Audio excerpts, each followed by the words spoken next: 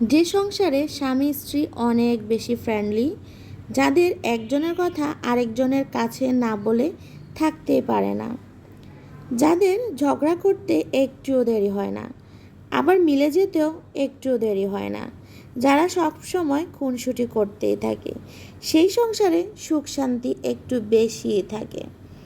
আসসালামু আলাইকুম, কেমন আছেন সবাই? আশা করি সবাই ভালো আছেন।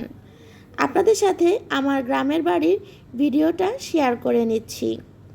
আমি একটা কাজে গত শুক্রবারে বাড়িতে গিয়েছিলাম, কিন্তু আপনাদের সাথে শেয়ার করব বলে ভিডিওটা করে রেখেছি। গ্রামের এই প্রাকৃতিক দৃশ্য দেখলে আসলে মনটা ভরে যায়, তাই ভিডিও না করে থাকতেই পারলাম না। চারিদিকে এতটাই সবুজ, এতটাই স্বচ্ছ পানি, এত বাতাস ছিল বাইরে, কি আর বলবো, এত ভালো লেগেছে। তাই আমার প্রিয় ভাই বোনদের সাথে শেয়ার না করে থাকতে পারলাম না। অবশ্যই কমেন্টে বলে যাবেন আমার গ্রামের বাড়ির প্রাকৃতিক দৃশ্য আপনাদের কাছে কেমন লেগেছে।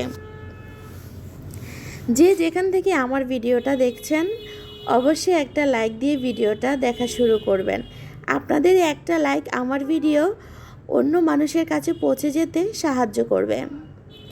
আর আর যদি আপনাদের একটু বেশি ভালো লেগে যায়, অবশ্যই সুন্দর একটি কমেন্ট করবেন, আপনার মতামত আমাকে জানাবেন। আর আপনার একটি কমেন্ট আমাকে আরও একটি ভিডিও বানাতে উৎসাহিত করে।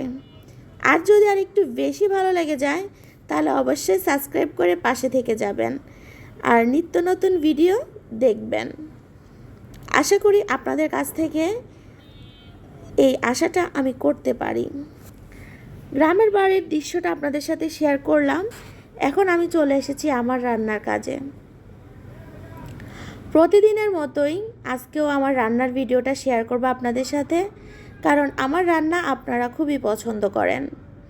আমি এখানে প্রথমে একটি পাতিল নিয়ে নিয়েছি, তারপর একটু বেশি করে তেল দিয়ে দিলাম, তারপর গরম মশলা যেমন লং, এলাচ, দারচিনি, তেজপাতা দিয়ে দিলাম, তারপর পেঁয়াজ কুচি দিয়ে আমি একটু পেঁয়াজটাকে নরম করে নিলাম।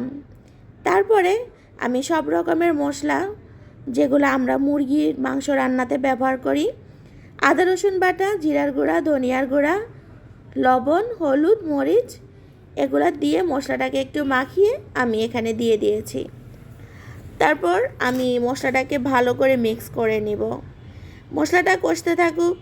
আর আপনাদের সাথে একটা কথা বলবো, আপনার হাজব্যান্ড আপনার জীবনের সব কিছু, কিন্তু তাই হাজব্যান্ডের সাথে সব কিছু শেয়ার করবেন, সুখ দুঃখ, হাসি আনন্দ।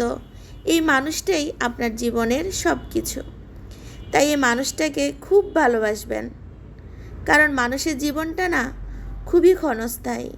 তাই যতদিন বেঁচে থাকবেন এই মানুষটাকে ভালোবেসে যাবেন, দেখবেন সুখ শান্তি একটুও কমতি হবে না ইনশাআল্লাহ। তারপর আপনাদের সাথে কথা বলতে বলতে আমার মুরগি কষানোটা প্রায় হয়ে আসছে। এ পর্যায়ে আমি আলু কেটে রেখেছিলাম অফ ক্যামেরায়, আলুগুলো দিয়ে দিব, কারণ আমার বাচ্চারা মুরগির সাথে এভাবে আলু দিয়ে রান্না করলে খুবই পছন্দ করে। শুধু বাচ্চারা বলবো না, আমার হাজব্যান্ড অনেক পছন্দ করে। তাই তার পছন্দের খেয়ালটা সর্বপ্রথম আমার মাথায় থাকে। হাজব্যান্ডকে খুশি করা মানে পুরো পৃথিবীটা জয় করা। আর এই কথাটা মাথায় রেখে আমরা মেয়েরা শান্তিতে সংসার করে থাকি। আর এখানে আমি রান্নাগুলো করে নিচ্ছি।